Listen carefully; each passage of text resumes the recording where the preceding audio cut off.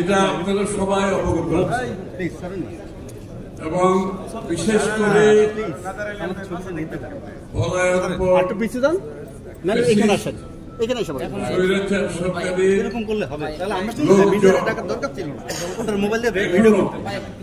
শিক্ষা প্রতিষ্ঠানগুলোতে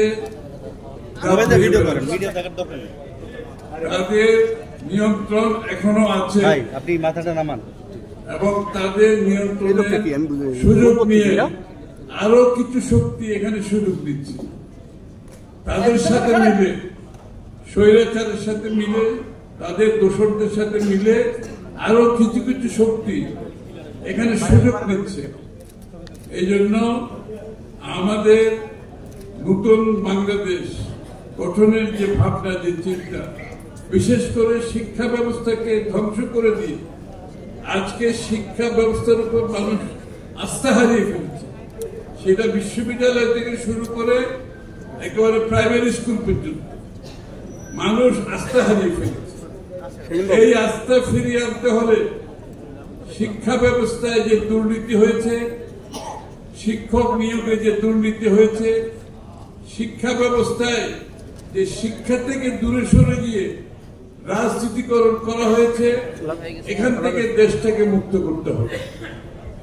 এবং আমি আশ্বস্ত করতে চাই আপনাদেরকে, যত তাড়াতাড়ি নির্বাচনের মাধ্যমে একটি নির্বাচিত সরকার আসবে, যারা জনগণের সাথে সম্পর্কিত থাকবে, যারা জনগণের সাথে জনগণের সমর্থন নিয়ে, রাজনৈতিক সমর্থন নিয়ে দেশ পরিচালনায় আপনাদের সমস্যাগুলো সমাধান করতে অনেক সহজ হবে। একটি নির্বাচিত সরকার জনগণের সমর্থন নিয়ে দেশ পরিচালনা করে, জনগণের সাথে তাদের যে সম্পর্কিত জনগণের সমস্যা, শিক্ষকদের সমস্যা, শিক্ষা প্রতিষ্ঠানের সমস্যা, প্রতিনিয়ত একটি নির্বাচিত সরকার এই বিষয়গুলোর সাথে সম্পৃক্ত থাকে। আজকে যেটা অনুপস্থিত, সেখান থেকে বেরিয়ে আসতে হবে। একটি সুষ্ঠু নির্বাচনের মাধ্যমে, দ্রুত নির্বাচিত সরকারের মাধ্যমে জনগণের সমর্থন নিয়ে পরিবর্তন আনতে হবে। শুধু পুলিশ আর সরকারি কর্মকর্তারা কোনো পরিবর্তন আনতে পারবে না। এই জন্য একটা নির্বাচিত সরকারের সমর্থন, রাজনৈতিক ওয়েট, রাজনৈতিক মোবিলাইজেশন প্রয়োজন আছে। এই জন্য আপনাদের সমর্থন দরকার। যারা যেখানে আছেন, যেখানে দুর্নীতির মাধ্যমে, দোসরদের মাধ্যমে এখনো শিক্ষা ব্যবস্থা নিয়ন্ত্রিত হচ্ছে, সেখান থেকে মুক্ত হওয়ার জন্য আপনাদেরকে সবল সঠিক অবস্থান রাখতে হবে। আমি নিশ্চিতভাবে বলতে পারবো, ইনশাআল্লাহ আগামী দিনে যদি বিএনপি সরকার ক্ষমতায় আসে, শিক্ষকদের যাবতীয় যে সমস্যা, আমি অবগত আছি, যদি আজকে আসতে আমার দেরি হয়েছে, আমি অবগত আছি। এর আগেও একটা সভা হয়েছে, তারেক রহমান সাহেব সেখানে উপস্থিত ছিলেন, সেখানে অনেক আলোচনা হয়েছে। সেইগুলো সবকিছু যদি সমাধান করতে হয়, আমাদেরকে একটি সুষ্ঠু নির্বাচনের মাধ্যমে আগামী দিনে জাতীয়তাবাদী দলকে ক্ষমতায় আনার জন্য আপনাদের যেখানে আছে সকলকে ভূমিকা রাখতে হবে।